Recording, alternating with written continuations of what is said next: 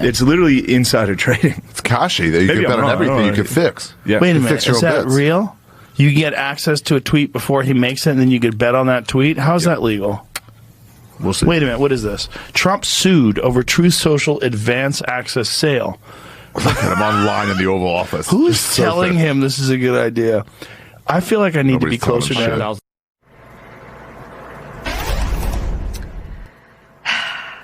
It's like an experiment to, I don't know, watch them open their eyes and see the guy they cheered to the presidency for who he really is.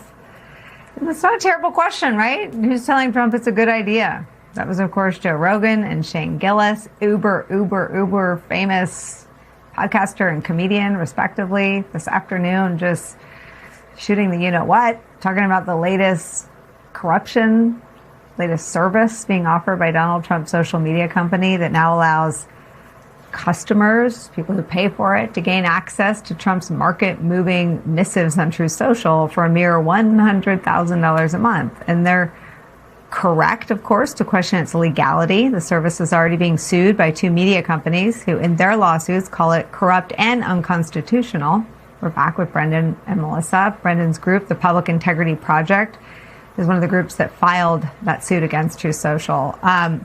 Brendan, what are your thoughts about how and whether you'll be successful legally, and what do you do for all of the gains that are being made in the interim while this is available? Yeah, so let's talk about the problem here, why we think we're going to win, and then talk about sort of what to do about this. So, just to set the baseline, Truth Social is the preferred method for Donald Trump to make any official announcement. That's where he hires people, that's where he fires people, that's where he announces wars, that's where he announces ceasefires. If you want to know what the government is doing, you have to use Truth Social.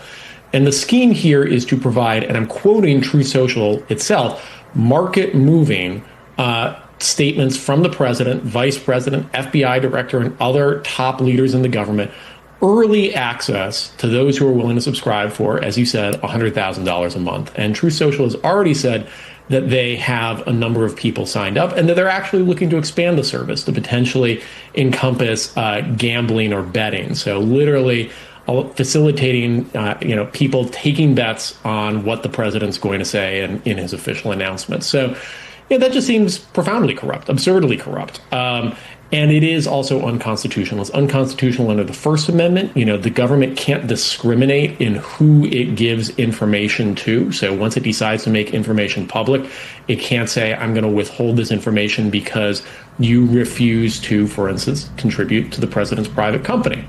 It's unconstitutional under the 14th Amendment, the Equal Protection Clause, that says that you have to treat people similarly, and you can't have you have to have a rational basis for when you treat people differently.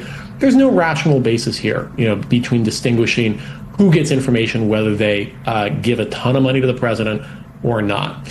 Now, what to do about, the folks that are already going to be making money here? That's something for another lawsuit, potentially an insider trading lawsuit.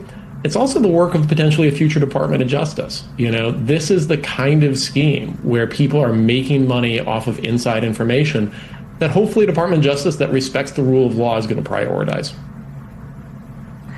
Melissa, I don't know what the legal standard is, but I want to say this carefully. If Shane Gillis and Joe Rogan describe it as insider trading and knowingly illegal conduct, is it the same as, non-falsity was the standard that Fox ultimately has to cough up $1 billion to Dominion for in a libel context? If there are people who know, as Shane Gillis and Joe Rogan there clearly do, that this is flagrantly illegal at the time, are they legally exposed? Hard to say, Nicole. I mean, again, it depends on the specificity of the laws and sort of like the insider trading laws and how it would apply here.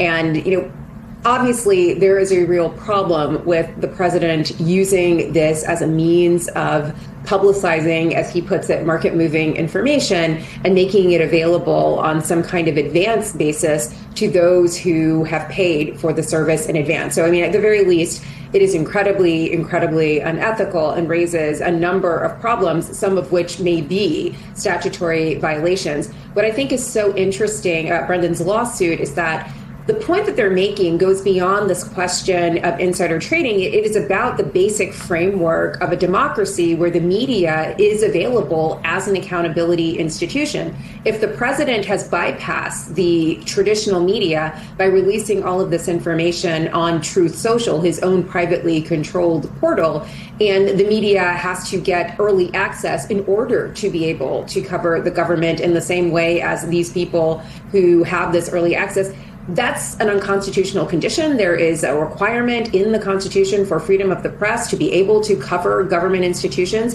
If you require advance access to be able to do that, that's an unconstitutional condition. It also impedes the First Amendment right of the press to be able to cover the government as a hedge against government encroachment, as a means of calling the government to account. So there is a lot here, but to me, the most important thing is not the insider trading or the potential for insider trading. It's that this lawsuit is about the way in which this practice goes to the very heart of what it means to be a functioning democracy.